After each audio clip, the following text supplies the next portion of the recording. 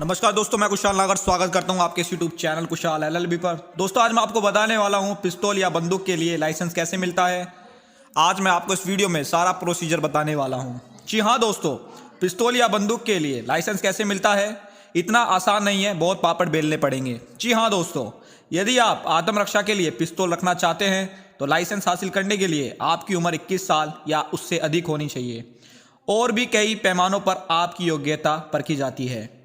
जी हाँ, पिस्तौल या बंदूक वगैरह हथियारों की ज़रूरत किसे होती है? जाहिर है पुलिस को, सेना को, किसी भी तरह के सुरक्षा बलों को। हालांकि गुंडे बदमाश भी हथियार रखते हैं, लेकिन वे इससे आपराधिक वारदातों को अंजाम देते हैं। क्या आम नागरिक को भी हथियार की जरूरत होती है? बिल्कुल होती है। अगर उन्हें जान का खतरा हो या फिर सेल्फ डिफेंस यानी आत्मरक्षा के लिए पिस्तौल, राइफल वगैरह की जरूरत पड़ सकती है। लेकिन क्या गन रखना इतना आसान है? जी नहीं दोस्तों, कोई जनरल सामान तो है नहीं कि हथियार की दुकान से जाकर खरीद ले आए और घर में रख लिया। इसके लिए आपको लाइसेंस की जरूरत पड़ती है। लेकिन ये लाइसेंस मिलता कैसे है, कहाँ बनवाना पड़ता है और क्या आधार कार्ड या ड्राइविंग लाइसेंस की तरह आसानी से बन जाता है? तो चलिए दोस्तों जानते हैं। दोस्तों, गन लाइसेंस के लिए क्या योग्यता है? आर्म्स एक्ट 1959 के तहत आत्मरक्षा के लिए प्रशासन से लाइसेंस लेकर हथियार ले सकते हैं। यदि आप आत्मरक्षा के लिए पिस्तौल रखना चाहते हैं तो लाइसेंस हासिल करने के लिए आपकी उम्र 21 साल या अधिक होनी चाहिए।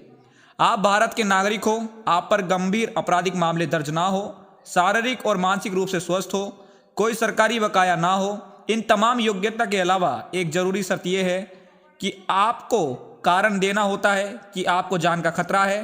कुछ खिलाड़ी भी निशानेबाजी के लिए हथियार का लाइसेंस लेते हैं। अब जानते हैं कौन जारी करता है लाइसेंस।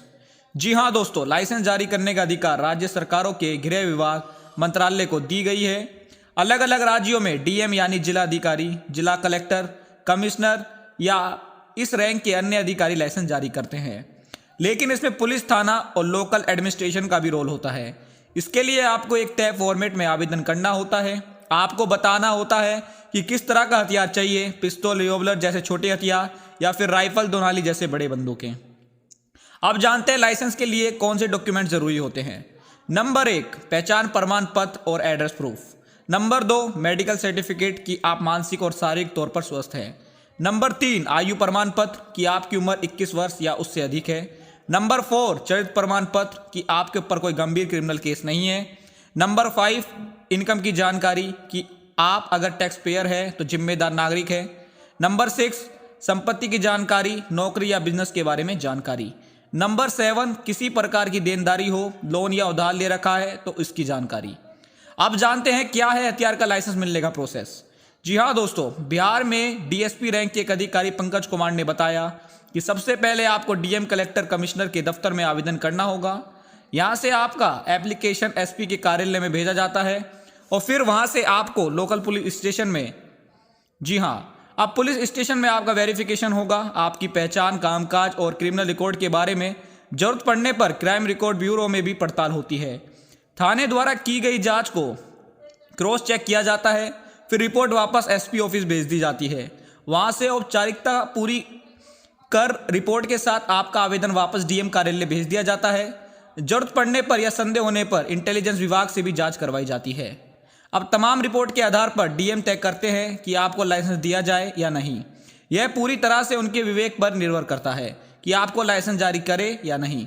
सारी रिपोर्ट सही होने का मतलब यह पक्का होना नहीं है कि आपको लाइसेंस मिल ही जाए। दोस्तों, लाइसेंस मिल जाए तो ही हथियार खरीदे। जी हाँ, अगर आपको लाइसेंस मिल गया है तो आप वही हथियार खरीद सकते हैं जिसके लिए आपने आवेदन किया था। सरकार से रजिस्टर्ड दुकानों से आप हथियार खरीद सकते हैं। फिर इसे ले जाकर प्रशासन के पास डिटेल दर्ज करानी होती है। आपके हथियार का रिकॉर्ड आपके संबंधित थाने में ही रखा जाता है। वहां रजिस्ट्रेशन के बाद आप अपने साथ पिस्तौल, राइफल वगैरह रख सकते हैं। दोस्तों, गोलियों का रिकॉर्ड रखना भी जरूरी होता है। जी हाँ, बंदूक के लाइसेंस की अर्जी के साथ ही गोलियों यानी बुलेट के लिए भी अनुमति लेनी होती है। गोलियों का एक फिक्स कोटा होता है। आपने गोलियां कहाँ खर्च की इसका रिकॉर्ड रखना होता है और इसकी जानकारी देनी पड़ती है, तभी आपको फिर से नई गोलियां दी जाती है। अगर आपने दिखावे या रौब जमाने के लिए गोलियां चलाई हैं या फिर दहशत पैदा करने के लिए तो आप पर कानूनी कार्रवाई हो सकती है। दोस्तों, लाइसेंस मिलने में आखिर कितना वक्त लगता है? इस सवाल का निश्चित जवाब नहीं है, क्योंकि लाइसेंस मिलने की कोई समय सीमा निर्धारित नहीं है। बिहार झारखंड में 1.5 दशक से ज़्यादा समय की क्राइम रिपोर्टिंग का अनुभव रखने वाले राकेश बताते हैं कि लाइसेंस मिलने की प्रक्रिया काफ़ी जटिल होती है। अगर आपकी ओर से सब कुछ ठीक रहा और डीएम ने चाहा तो आपका 1 महीने के अंदर भी लाइसेंस मिल सकता है। डीएम का कन्वेंस होना अहम होता है। राकेश बताते हैं कि कई लोगों को साल भर से ज़्यादा लग जाते हैं। उन्होंने कहा कि कुछ मामले ऐसे भी देखे गए हैं जिनमें रंजिश या अन्य किसी वजह से जान का खतरा होने पर व्यक्ति लाइसेंस के लिए आवेदन करता है, लेकिन लाइसेंस जारी होने से पहले ही उसकी हत्या हो जाती है। हालांकि सब कुछ ठीक रहा तो आपकी ज़रूरत का आकलन करते हुए प्रशासन आपकी कम समय में लाइसेंस जारी कर सकता है। दोस्तों, लाइसेंस की वैलिडिटी भी होती है क्या? जी हाँ, बंदूक का लाइसेंस पहले 3 साल के लिए मिलता था, जिसकी अवधि सरकार ने बढ़ाकर 5 साल कर दी है। यह अवधि यानी वैलिडिटी खत्म होने के बाद लाइसेंस को फिर से रिन्यू कराना होता है। इसके लिए भी लाइसेंस धारक को फिर से जांच पड़ताल होती है। एक व्यक्ति 2 से ज़्यादा हथियार नहीं रख सकता। हथियार ले लिया है तो इसका मतलब ये नहीं कि आप कहीं भी बंदूक लहराते चले। प्राइमरी लाइसेंस आपको जिला स्तर के लिए दिया जाता है। दूसरे जिले या राज्य में साथ ले जाने के लिए अलग से आवेदन करना होता है। डीएम की सिफारिश के बाद गृह मंत्रालय के पास ये अधिकार है कि राज्य या देश स्तर के लिए लाइसेंस दिया जाए या नहीं। केंद्रीय मंत्री, सांसद, खिलाड़ियों, सुरक्षा अधिकारियों को ही नेशनल लाइसेंस दिए जाते हैं। और दोस्तों, मैं आपको एक एडवाइस देना चाहता हूं, अगर आपके पास लाइसेंसी हथियार हैं तो आपको 30 मार खा नहीं बनना है। जी हाँ दोस्तों, अगर आपके पास लाइसेंसी हथियार हैं तो आपको शो ऑफ नहीं करना है, अदरवाइज ये चीज़ आप पर भारी पड़ सकती है और आपके ऊपर कानूनी कार्रवाई भी हो सकती है। जिसके नाम से लाइसेंस है वही उसे रख सकता है और इसे ट्रांसफ़र नहीं कर सकते, ना ही बेच सकते हैं। मैंने आपको ऑलरेडी वीडियो में बताया है, हथियार का इस्तेमाल रौब जमाने या दिखावे के लिए ना करें। किसी शादी समारोह, चुनाव में जीत वगैरह के लिए खुशी में फायरिंग का इस्तेमाल ना ही करें तो बेहतर है। किसी को डराने, धमकाने या क्रिमिनल एक्टिविटी के लिए इसका इस्तेमाल करना जुर्म है। शिकार करने, एंटरटेनमेंट के लिए या गुंडागर्दी मचाने के लिए इस्तेमाल नहीं कर सकते। प्रशासन चुनाव के समय दंगे की आशंका पर या फिर जब चाहे तब हथियार को नज़दीकी थाने या गन स्टोर में इसे जमा कराने को कह सकते हैं। अगर नियमों का पालन नहीं किया तो क्या होगा? जी हाँ, अगर इन नियमों शर्तों का पालन नहीं होता तो लाइसेंस रद्द कर दिया जाता है और हथियार सरेंडर करा लिया जाता है। लाइसेंसी हथियार से किसी दूसरे की जान खतरे में डालने पर कानून के प्रावधानों के तहत जेल या मोटा जुर्माना या फिर दोनों से सजा हो सकती है। यह इस पर निर्भर करता है कि किस सेक्शन के तहत केस दर्ज किया गया है। आईपीसी की धारा 307 के तहत जानलेवा हमले का केस बनता है, जिसमें 10 साल तक की कैद हो सकती है।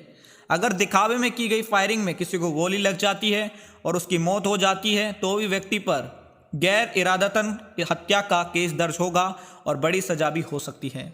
तो दोस्तों, कैसी लगी आपको ये वीडियो? कमेंट सेक्शन में ज़रूर बताएं। अगर आप भी इस प्रोसेस के तहत लाइसेंस के लिए अप्लाई करते हैं तो आपका लाइसेंस भी जल्द से जल्द आपको मिल जाएगा। और दोस्तों, वीडियो अच्छी लगी है तो लाइक, कमेंट एंड शेयर जरूर करें। और चैनल को सब्सक्राइब नहीं किया तो चैनल को सब्सक्राइब कर ले और साइड में बेल का आइकन दिख रहा है, उस पर क्लिक कर ले ताकि फ्यूचर में कोई वीडियो अपलोड करूं उसका नोटिफिकेशन आपको सबसे पहले मिल सके। मिलते हैं नेक्स्ट वीडियो में। कमेंट करके जरूर बताएं नेक्स्ट वीडियो किस टॉपिक पर बनाएं। Thank you so much.